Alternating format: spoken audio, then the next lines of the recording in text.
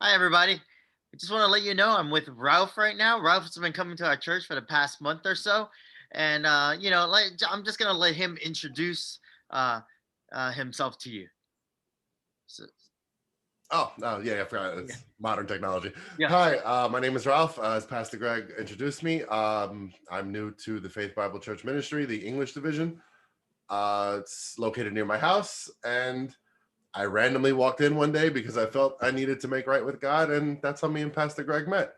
I'm 35, married. I do retail management work full time, and I guess this is my story. I don't know. I guess this is what you want to call it. My path. exactly. When we first met, I remember you walking in telling me you've never been in a church before, My and whole life.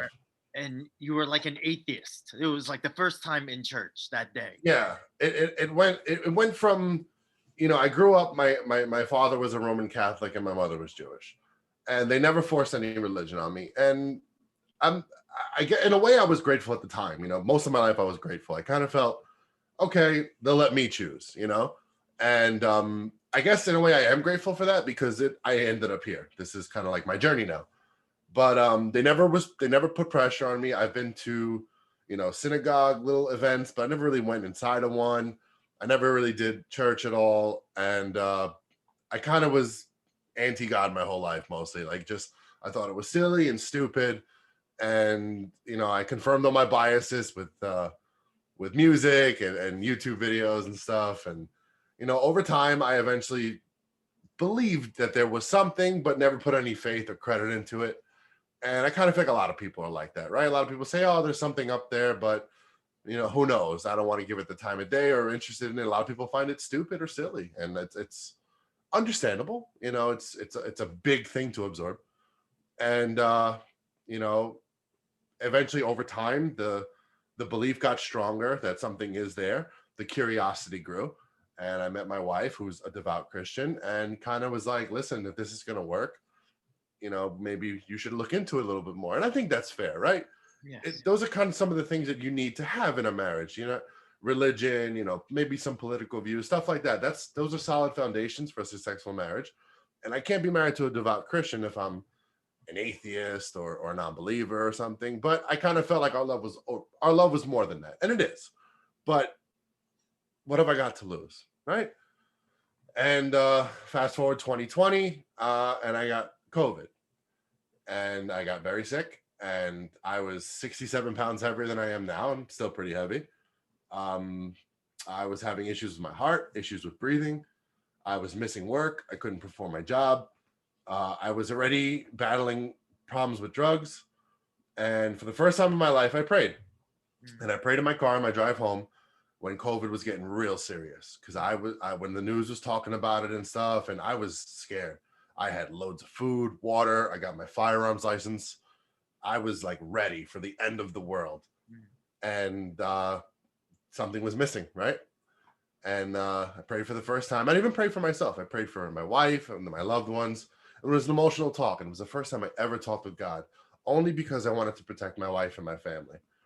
And after 3 or 4 weeks of being sick, I pulled through, despite the comorbidities, the obesity, the past drug use, the bad heart, the bad breathing, the myriad of all of the comorbidities that were out there people were scared of. The sleep apnea was another one. Mm.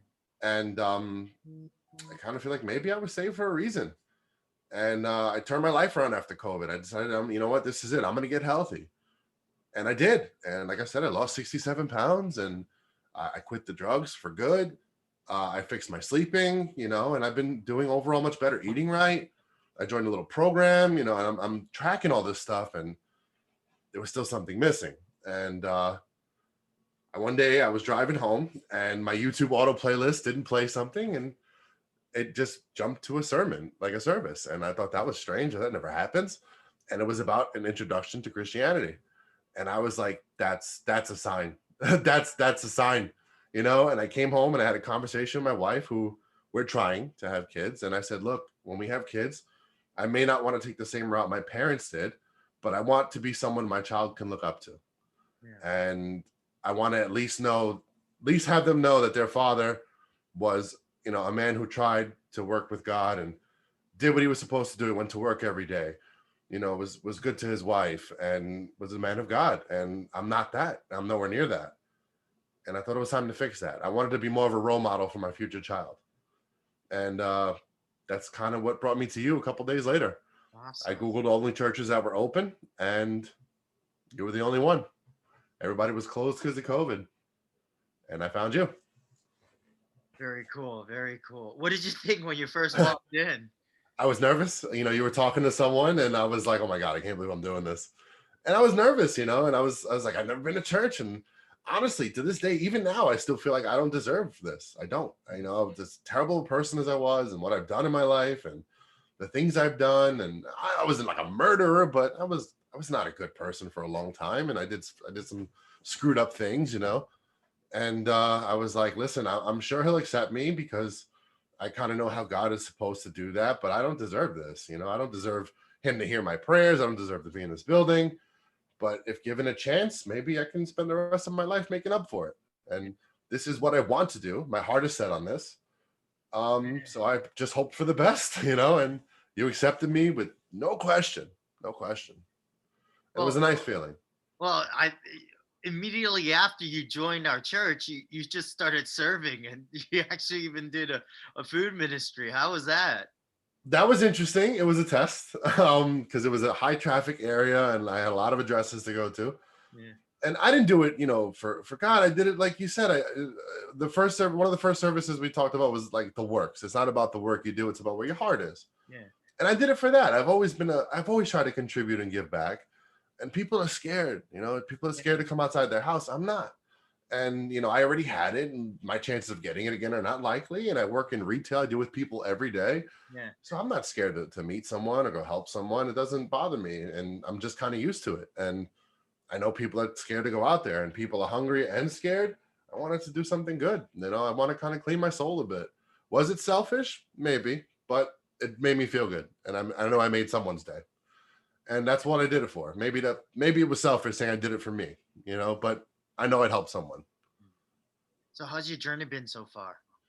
Um, I would lie if I say it wasn't a little overwhelming Yeah. because it's a lot to learn. I've never read a Bible in my life. I never looked at a Bible. I just would always debate people and argue with people about stuff, and they would just kind of walk away. So I didn't realize there was so many pages and paragraphs and stories. And I was like, whoa, this thing is nuts. And I'm not much of a book reader. I'm kind of stupid, so I don't read many books. And this is a little bit of a challenge. And like I said, this is why I wanted to kind of meet with you doing these Zoom calls. Aside from just I'll just go to church on Sunday, I'm a Christian. No, I need to practice what I preach and learn this book, and it's a lot. And every week it's like, oh, I got to do this too, and I got to do that too, and I got to do this too.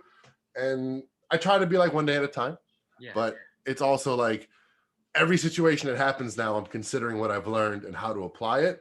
And I'm still me, I'm still who I am. I still curse, unfortunately, and but it's a That's work in pretty good progress. for it. It's a work in progress, and it's a Yeah. journey, but this is not a journey that has a time limit. So that Yeah. gives me hope that eventually I'll know what I'm talking about, you know. Awesome. Awesome.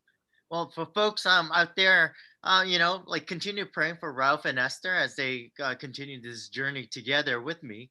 Um, we are actually in the process of studying on a Bible on a weekly basis. If any of you would love to join us, feel free to join us. We could we could use the company as we Yeah, I struggle. have Greg is the best teacher, guys. Like seriously, he's patient and he breaks it down where I can understand it. Like I said, I'm kind of dumb, so it's nice. All right. We look forward to seeing you guys soon. And thank you for listening. I know I rambled.